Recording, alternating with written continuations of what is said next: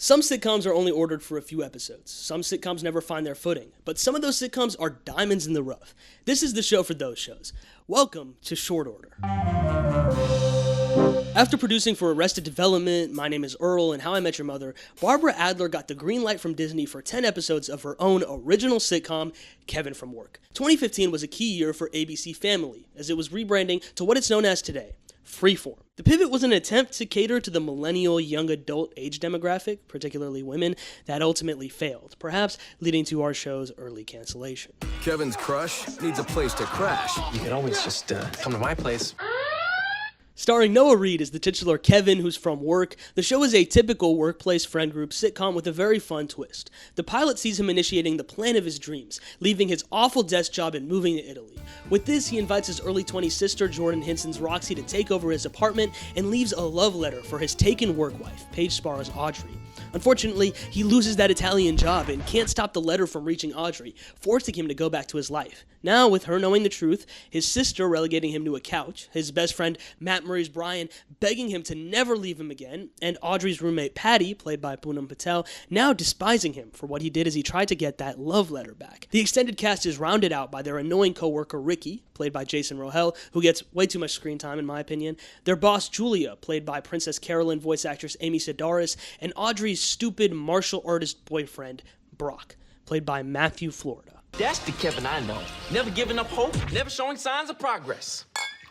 Kevin from Work feels like an anachronism. I'd pitch it as Jim and Pam get their own show with a touch of How I Met Your Mother and a shiny coat of BuzzFeed on top. It's very 2015, and I love it for that. The show has an interesting gender dynamic too. The main cast is 3 women and 2 men, with the women often having their own storylines separate from the lead Kevin or his best friend Brian. That makes it feel a lot more like Parks and Rec, which was wrapping up in 2015 due to the occasional girl boss moment. It's also tonally similar to Parks, bright and colorful, and there's a lot of creative editing and writing that doesn't exist on network television anymore. Probably because we've grown to see TV as traditional and YouTube, TikTok, etc. as experimental. People under 35 just don't watch scripted TV as much. The only exception I can think of is like Abbott. You can't just have it every which way you want it.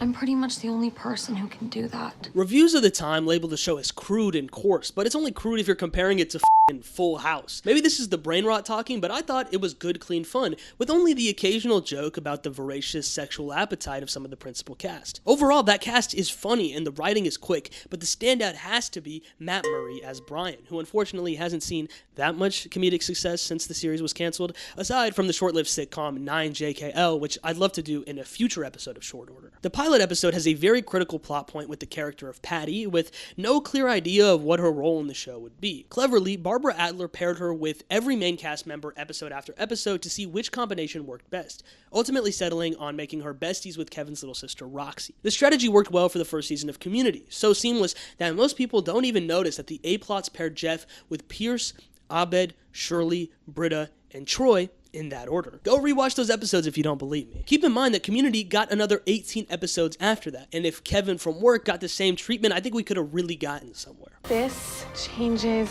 everything. The series received reviews in the 5 out of 10 range and had a series high of 583,000 viewers before dropping abysmally. But let's put that in context. Kevin from Work aired on Wednesdays at 8 p.m. where shows like Duck Dynasty and Suits were in the mid 2 millions. When the show aired its pilot, the highest viewed scripted program was Nickelodeon's Alvin and the Chipmunks with 2.33 million. The final 2 episodes were unceremoniously dropped on October 7, 2015 without their typical lead-in of Young and Hungry, therefore getting 149,000 on the first before dropping to 120,000 for the second.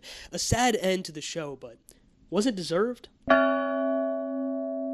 So, does Kevin from Work deserve a rest in peace or a really isn't pleasant? If it's not clear already, I think it was definitely gone too soon. Episodes like Who's Your Friend from Work can have some generic moments and typical sitcom lessons, but there's little else conventional about the series. There's some solid drama in Aftershock from Work, and the final 2 episodes, Escape from Work and Team Kevin from Work, are essentially flawless. It ends on sort of a cliffhanger too, which is kind of tragic, because it's been a little too long to revive it, and a reboot just wouldn't work in today's day and age, so I think this is one of those sad coulda-beens. If nothing else, I genuinely grew to care for these characters, hoping that they would only see the best, which is something even long-running sitcoms can fail to accomplish.